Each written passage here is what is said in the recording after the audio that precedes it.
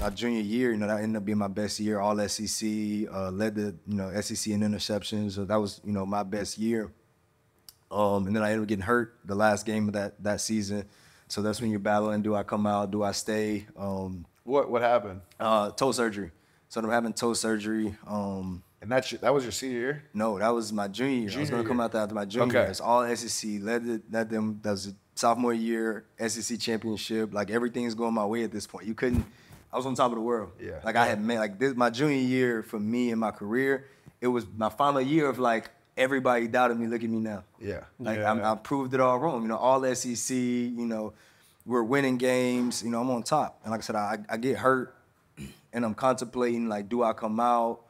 What's going on? That's when I had my daughter, having my daughter going into my senior season. So they're like, hey, you can redshirt. You never use your red shirt. I'm like, nah, like that's not gonna work. We didn't have NIL. We wasn't getting paid. right. So it's like, nah, like I gotta go make some money. I gotta go do my thing. So I ended up having toe surgery. My senior year, I never practiced. Most people didn't know that I never practiced. I wore, Auburn's Under Armour. Yeah. I had to wear Nike. I wore Nike cleats, spattered them up. I never practiced. I play on Saturdays, and I can't walk the rest of the week just because I can't redshirt. And so I finally, make it through that season. We have a decent year. We're not too good. This is your senior season? My senior year. Wow. And you got to be super frustrated. It's a lot going on. I mean, you go from feeling your best, playing your best, to now you're like on maintenance trying to make it to Saturday just to feel good enough to get through the game. Yeah, I mean, for sure, but I got a lot of things outside of it, life going on. You know what I'm saying? I got a newborn. My daughter's born in September. So my daughter's born in September, like 3 days before our first game. So I catch a flight, make my daughter's birth, back Saturday for our first game, First game off of toe surgery. Like, it was just, that whole season was, when you talk about a blur, that whole season for me was that. Mm-hmm. You wake up, kid crying all night, and then you wake up, go to study hall, go to class, workouts, football practice, back home. Like, it was, my senior year was a blur. And so battling the injury that whole time. And so I finally started to get healthy towards the end of the year, go to Combine, get invited to Combine, Senior Bowl. I show up at Senior Bowl, and I mean, you can watch the tape to this day. I was the best cornerback, at Senior Bowl. Go to the Combine, have a good Combine, and still end up, going undrafted. Speaking of the Combine, it's Combine weekend. You ran pretty good at the Combine, didn't you? Yeah. I was healthy again. So you were going into the Combine, I felt healthy again. You felt I felt like me. Yeah. I felt like myself, like Senior Bowl. I remember you ran a really good. Yeah. It was like 4.31. I remember you were cooking. Yeah. So it was like, just to feel like myself again, and I still go undrafted, and that was the. So through that process, right? You obviously senior year's done, Combine. What was going on through your mind? Because I'm assuming maybe coming out your junior year, probably felt like you maybe had a better opportunity to go and get drafted at a place you probably want to get drafted versus now. Probably have teams who are like, I don't know how healthy he is. We don't, X, Y, and Z. A lot of red flags that they're, doing their due diligence on. What was your mindset? Were you preparing to get drafted? Sure. Like, did you have teams telling you like, hey, if you're around, we're gonna take you? Yeah. So like projected, coming out fourth round, late third, fourth round projection. And a lot of teams, spoke with a lot of teams.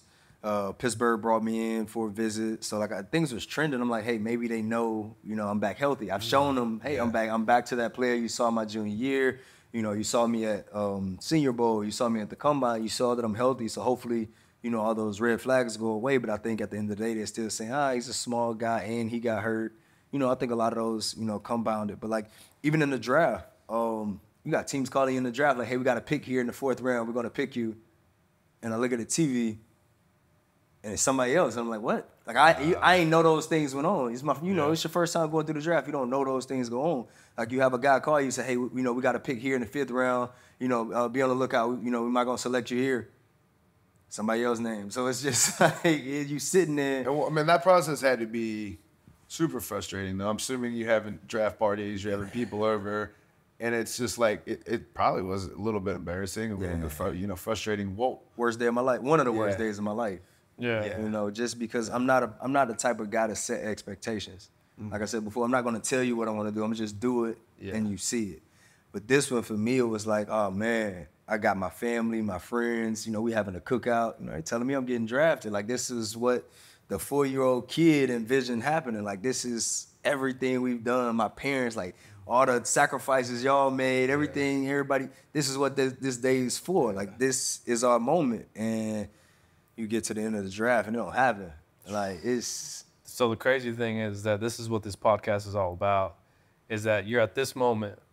This is like the worst day of your life. You're in this situation where your whole family's there, and what you've been working so hard for, there's a glimpse that it's not happening right now. How do you respond?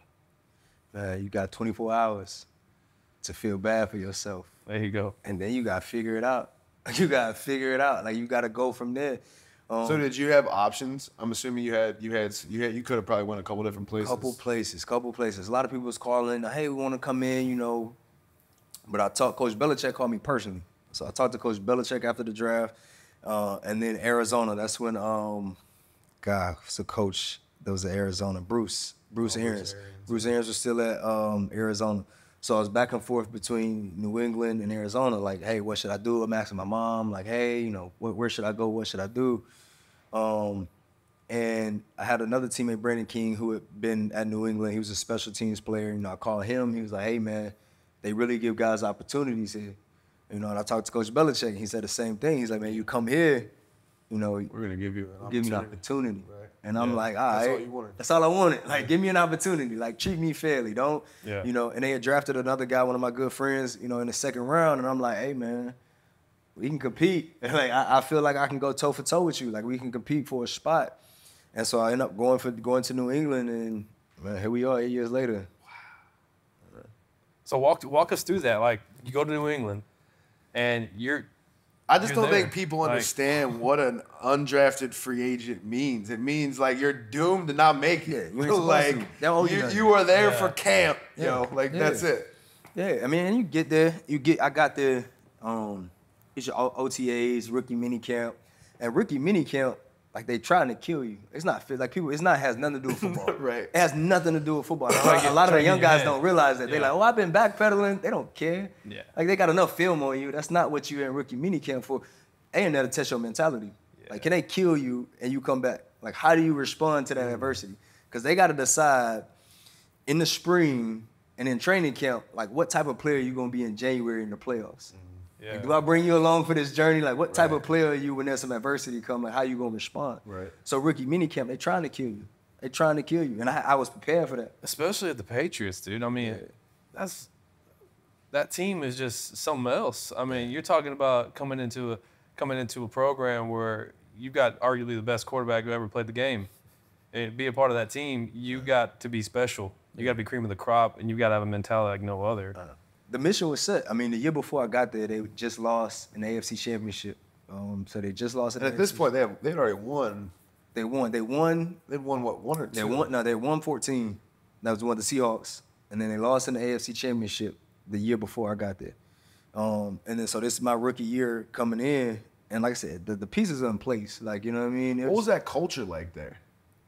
Like, was it immediately when you got there, it was just a different culture? Yeah, it was for me, it was home. Like, it was my dad. Like, that's why I lasted there for so long, because it was just show them, do what you're supposed to do. Yeah. Don't complain about it, and just, it is what it is. And so, like, for me, it was easy. Like, looking, like, that part of it was easy. Like, the football part of, like, my career was easy. Just because it was just show up, I can do what you asked me to do, and I can excel at that. You know, that part was easy. I think for me, my personal battle, like going into football, like was my off the field, was like life. You know what I mean? You're dealing with a lot going into life, but you're a young kid, and now football is not just a game anymore, it's your job.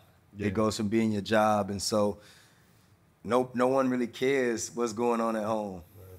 They're not supposed to. You're not asking them to. Why? Because it's your job. Like, you know what I mean? So that was the biggest struggle for me, was just off the field more so than on the field. But like, the culture there was just show up, you know, work, do the quote unquote do your job, and that was easy for me.